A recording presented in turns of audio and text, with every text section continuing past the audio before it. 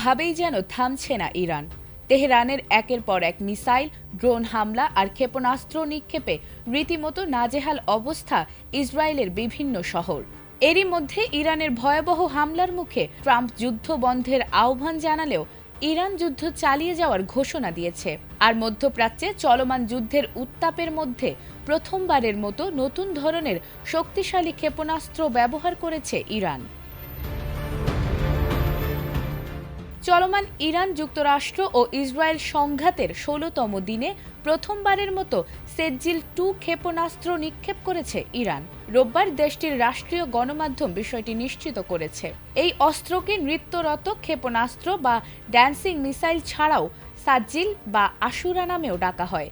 এছাড়াও শব্দের গতির প্রায় ১৩ গুণ বেগে উড়তে সক্ষম এই ক্ষেপণাস্ত্র দীর্ঘ দূরত্বের লক্ষ্যবস্তুতে দ্রুত আঘাত হানতে পারে।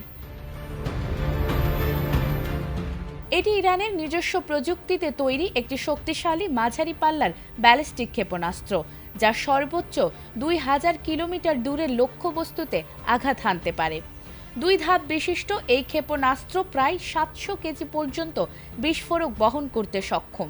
এর অন্যতম বৈশিষ্ট্য হল এতে তরল জ্বালানির বদলে সলিড জ্বালানি ব্যবহার করা হয়, ফলে এটি দ্রুত উৎক্ষেপণ করা সম্ভব এবং আকাশে উচ্চতায় পৌঁছে গতিপথ পরিবর্তনের ক্ষমতা থাকায় প্রতিরক্ষা ব্যবস্থার জন্য একে প্রতিহত করা তুলনামূলক কঠিন হয়ে পড়ে।